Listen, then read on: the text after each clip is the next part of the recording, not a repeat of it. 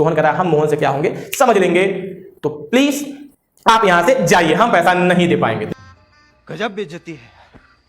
Hello बच्चों, आप सभी कैसे हैं? अच्छे हैं? स्वस्थ रहिए, मस्त रहिए। आज आप सभी का फिर से महेश सर के अकाउंट की दुनिया में स्वागत है। आज आपके लिए महेश सर लाए हैं बिल ऑफ एक्सचेंज का चौथा पार्ट। आज हम लोग पढ़ने वाले हैं नेक्स्ट टॉपिक डिसऑनर्ड, जो कि एग्जाम में सबसे इंपॉर्टेंट टॉपिक है बिल ऑफ एक्सचेंज का।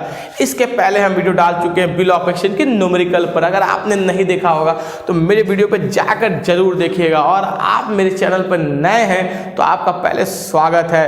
आप मेरे चैनल को जरूर सब्सक्राइब करिए और बेल आइकन तो जरूर दबाइएगा, जिससे आपके पास महेश सर के इंटरटेनिंग स्टडी वीडियो पहुंचती रहे। चलो आज पढ़ते हैं क्या होता है डिसऑनर्ड। डिसऑनर्ड मतलब होता है अनादरण। इसका हिंदी होता है अनादरण। ये है क्या? देखो, जब विक्रेता यानी ड्रावर यानी सेलर, जब विक्रेता क्रेता को माल बेचता है तो उस समय उस पर क्या लिखता है? बिल लिखता है। ये आपको पता है। उस बिल पर एक मंथ लिखा होता है, एक टाइम लिखा होता है, ड्यू डेट, कि किस दिन क्रेता यानी ड्रावी उसको क्या करेगा? पैसा पे करेगा।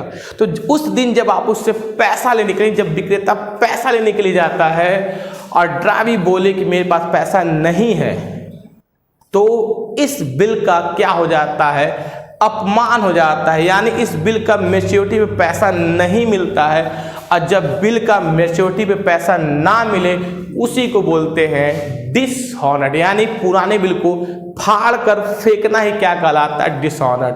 तो उस केस में सेलर परचेजर पर फिर से एक नया बिल लिखता है, पर नया बिल को लिखने से पहले उसको पुराने बिल को क्या करना पड़ता है? फेंकना पड़ता है। इसीलिए इस बिल को बोलते हैं डिसऑनर्ड। डिसऑनर्ड मतलब क्या? पुराने बिल को फेंक देना। ओके बच्चा लोग, तो इसकी एक एक्स्ट्रा एंट्री होती है। इसके पहले कितनी एंट्री होती है वो मैंने पिछले वीडियो में बता दिया। उस एंट्री के जस्ट बाद ही क्या होती है? ये डिसऑनर्ड की एंट्री होती है।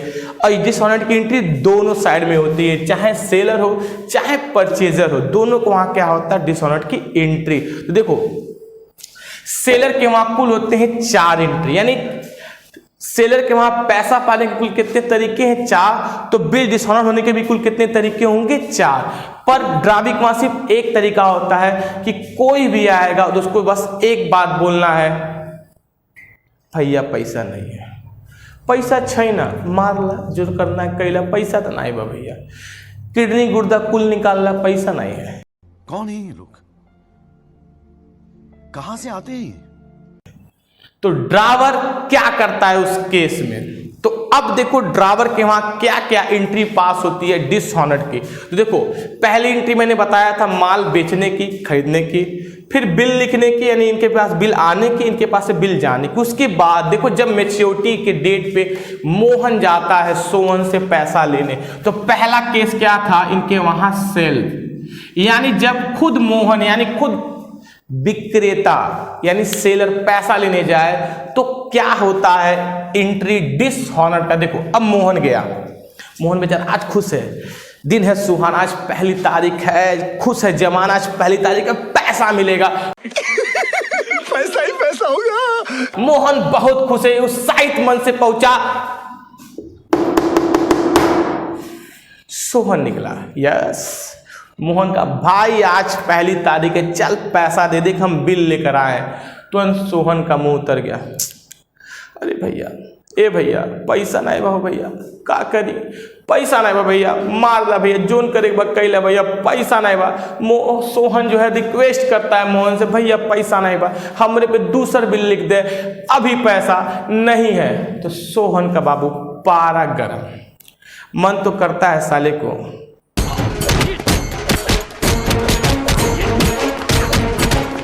पर ये कर नहीं सकते हैं। यानी मोहन ये कर नहीं सकते हैं जो अभी आपने वीडियो में देखा है। तो क्या करें भाई? मोहन व्यापारी आदमी, व्यापारी लोग तो मारपीट करेंगे नहीं, तो व्यापारी करते क्या है? व्यापारी बुद्धि लगाते हैं। तो मोहन कहता है ठीक है भाई, कोई बात नहीं, तुम्हारे पास पैसा नहीं है, हम दूसरा बिल लिख देंगे, पर दूसरे बिल में हम आपसे एक्स्ट्रा यानी उसमें ब्याज वगैरह इंटरेस्ट वगैरह सब ऐड होता है, मैं आपसे एक्स्ट्रा इंटरेस्ट लूंगा। पर उस दूसरे बिल को लिखने से पहले मुझे पहले बिल को फाड़ कर फेंकना पड़ेगा। पहले बिल को क्या करना पड़ेगा? फाड़ कर फेंकना पड़ेगा, तो उसी को बोलते हैं डिसऑनर्ड। तो देखो डिसऑनर्ड की एंट्री क्या होती है, तो ये अपने वहाँ पहले बिल को जब फाड़ेंगे तो उसकी एंट्री क्या होती है। एक बात रख लेना, बिल कहीं हो, चाहे मोहन के पास हो, चाहे इसके 3 अभी और जो साइड जहां बिल होता है भी हम आपको बताएंगे, तो बिल कहीं पर हो, पर आप हमेशा डेबिट में किसको लिखिएगा, ड्रावी को। ड्रावी कौन है, सोहन, लिखिएगा सोहन डेबिट। और जब बिल अपने पास हो तो उसको बोलते हैं बीआर अकाउंट। यानी मोहन के वहां बिल डिसऑनर्ड की एंट्री क्या होगी, Sohan debit to BR account. और इसके साथ एक और आइटम आता है, उसका नाम है नोटिंग चार्ज। ये नोटिंग चार्ज क्या है, निकराई व्यय। देखो जब मोहन बिल को फाड़ता है, उस पर जब नया बिल लिखवाता है, तो नए बिल के खर्च को ही हम लोग बोलते हैं निकराई व्यय, नोटिंग चार्ज। यानी जो नया बिल आपका कोई भी वकील लिखेगा, स्टैम्प पेपर पे लिखेगा, तो उसका एक खर्च आता है, एक्सपेंसेज आता है, उस एक्सपेंसेस को हम बोलते हैं नोटिंग चार्ज। और वो नोटिंग चार्ज भी डिसऑनर्ड के बिल में क्या होता है, ऐड हो जाता है। और उसको पेमेंट कौन करेगा, सोहन करेगा फ्यूचर में। तो अगर बुक में दिया होगा नोटिंग चार्ज अटैच, तो आप यहां एंट्री पास करना, नहीं दिया होगा तो बस इतना ही एंट्री पास करना। और अगर दिया होगा तो यहीं पे लिखिएगा टू कैश अकाउंट, और नरेशन लिखिएगा being bill dishonoured and NC बोलते इसको शॉर्टकट में, नोटिंग चार्ज पेड। यानी सोहन तो सब नोटिंग चार्ज पे कर देता है, फिर बाद में बिल में जोड़कर क्या करता है, उससे पैसा मोहन उस बिल नोटिंग चार्ज को बिल में क्या करता है, ऐड कर देता है। यानी उस समय तो पे कर देता है वकील को पैसा, पर बाद में सोहन से पैसा क्या करता है, ले लेता है। तो इनके वहां नोटिंग चार्ज पेड हो जाता है। ठीक है, तो यहाँ करते क्या है, यहाँ देखो बिल का अमाउंट लिख देना, या नोटिंग चार्ज का अमाउंट लिख देना, और यहाँ पर क्या हो जाएगा, दोनों ऐड होकर चला जाएगा। तो मान लो बिल 1000 का है, नोटिंग चार्ज आया 10 रुपये, तो यहाँ हो जाएगा 1010 रुपये। यानी अब सोहन से कितना लेना है हम लोग को, 1010 रुपये लेना है। ओके, तो ये हो गया ड्रावर के वाइड। तो ड्रावी के वहाँ क्या एंट्री होता है, देखो ड्रावी के वहाँ एक एंट्री होता है बस, कि बिल कोई भी लेकर आए, हमको सबके सामने क्या करना है, रो कर बताना है कि मेरे पास पैसा नहीं है। तो अब एक एंट्री करता है बीपी अकाउंट डेबिट, अगर नोटिंग चार्ज है तो एनसी अकाउंट डेबिट टू किसका नाम लिखेगा, ये उस बिल के ऑनर का, जिन्होंने उस बिल को क्या किया है, लिखा है, यानी मोहन का नाम आ जाएगा। ठीक है, नरेशन हो जाएगा being bill dishonoured and noting charge due.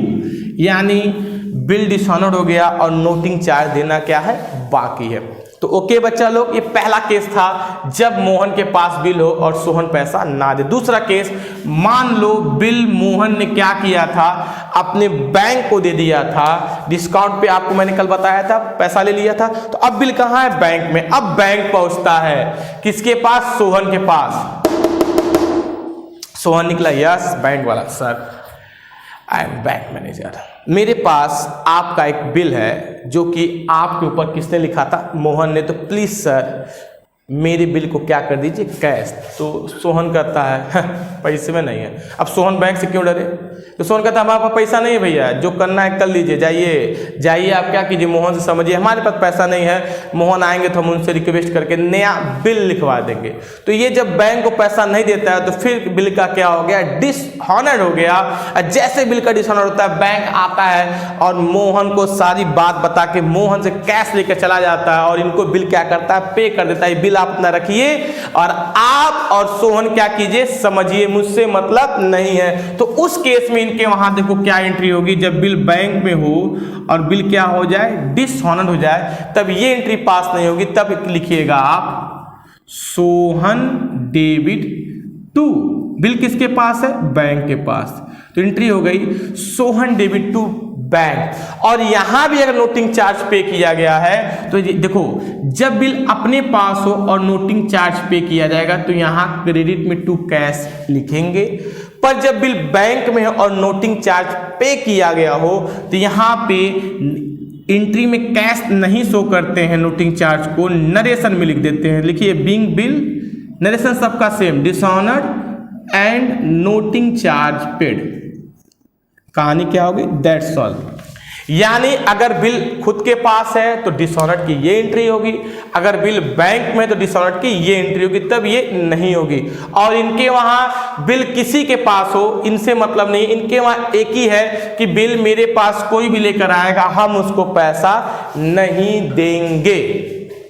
सीधी सी बात, दबंग आदमी नहीं देगा पैसा, क्या करेंगे भाई, मार कर लेंगे उससे, नहीं कर सकते हैं।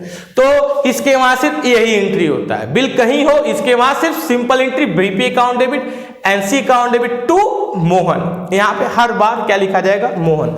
अब समझ गया दूसरा केस। तीसरा केस होता है, आपको पता होगा, इंडोर्सी, यानी मेरा मित्र बेचान करता। अब मान लो मोहन ने वो बिल अपने किसी दोस्त को बेच दिया था, पैसा ले लिया। अब बिल किसके पास था, इनके दोस्त के पास, यानी इंडोर्सी के पास। अब जैसे ड्यू डेट होगा इंडोर्सी पहुंचेगा किसके पास, मोहन के पास, सॉरी सोहन के पास।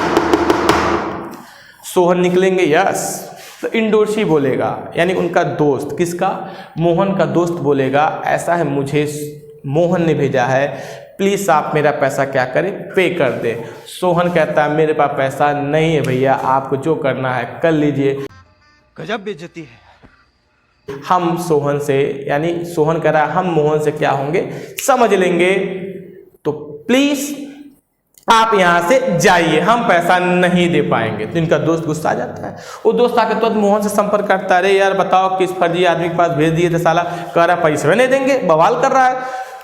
तो मोहन कहते कोई बात नहीं भाई, तुम बिल दो, हमसे पैसा ले लो और इस बिल का पैसा हम उससे जाके क्या कर लेंगे, समझ लेंगे। तो देखो फिर इनके वहां क्या एंट्री होगा, यानी बिल जब ना मेरे पास हो ना बैंक में हो, जब दोस्त के पास होता है और बिल उस केस में डिसऑनर हो जाए तो एंट्री क्या होगी, सोहन। आप ध्यान दीजिएगा, कोई भी केस हो, सोहन यानी हमेशा ड्रावी क्या होता है, डेबिट होता है, यानी सोहन डेबिट टू मेरे दोस्त का नाम यानी इंडोर्सी। मान लो मेरे दोस्त का नाम राज है, तो यहां क्या हो जाएगा, सोहन डेबिट टू राज, यानी इंडोर्सी का अगर नाम राज है तो हम लोग यहां पे इंडोर्सी की जगह क्या लिख देंगे, राज लिख देंगे, यानी सोहन डेबिट टू इंडोर्सी यानी राज। और यहां भी अगर नोटिंग चार्ज पे किया गया है तो यहां भी बैंक वाले एंट्री की तरह नोटिंग चार्ज का पैसा मेंशन नहीं करते हैं, जब खुद में हो तो मेंशन करेंगे, यानी कैश लिख देंगे, पर दोस्त के पास हो तब नहीं लिखते, सिर्फ कहां शो करते हैं, नरेशन। नरेशन क्या होगा, being bill dishonoured and noting charge paid. Noting charge नहीं है तो छोड़ देना, ठीक है। तो यहां भी क्या लिख देंगे, 1010 1010, यहां भी क्या आ जाएगा, 1010 1010, ऐसे पूरा आपको ऐड करके क्या करना है, लिख देना है। और फिर मैंने बताया था चौथा केस क्या था, बैंक फॉर कलेक्शन, यानी जो बड़े बड़े व्यापारी होते हैं, यानी मोहन बहुत बड़ा व्यापारी, उसके पास बहुत सारे बिल है और मोहन ने सारा बिल कहां जमा कर दिया है, बैंक में जमा कर दिया है। और बैंक सबका मैच्योरिटी आने पर, डेट पूरा होने पर जाके उन क्रेताओं से पैसा लेकर लाकर विक्रेताओं के अकाउंट में क्या करता है, जमा कर देता है। तो अब इनका डेट पूरा हो गया तो बैंक पहुंचा सोहन के पास और कहा, हे सोहन, हे ग्राहक, हे देनदार, हे प्रभु, क्योंकि ग्राहक क्या होता है, भगवान होता है, भगवान क्या होती है, संपत्ति होती है, संपत्ति माने राजा आदमी। तो बैंक कहता है, हे प्रभु हमको इस बिल का क्या दीजिए, पेमेंट करिए। तो सोहन कहता है भैया पैसा नहीं है, परिस्थिति खराब है, अभी हम पैसा नहीं दे पाएंगे, हम मोहन से बात कर लेंगे और हम कुछ दिन बाद पे कर देंगे, पर अभी मेरे पास पैसा नहीं है। तो क्या हो गया, यानी जो अभी नहीं दे रहा है और बिल पर डेट तो आज का है, तो बिल क्या हो गया, एक्सपायर हो गया। यानी जब डेट पर पैसा ना मिले तो वो बिल एक्सपायर होगा, तो नया बिल लिखना पड़ेगा। तो नया बिल लिखने का ऑथराइज्ड किसके पास होता है, विक्रेता के पास, ना कि बैंक के पास। तो बैंक आके इनको फिर क्या दे देगा, इन्फॉर्मेशन दे देगा मोहन को कि सर सोहन ने पैसा नहीं दिया और बिल का क्या हो गया, डिसऑनर्ड हो गया।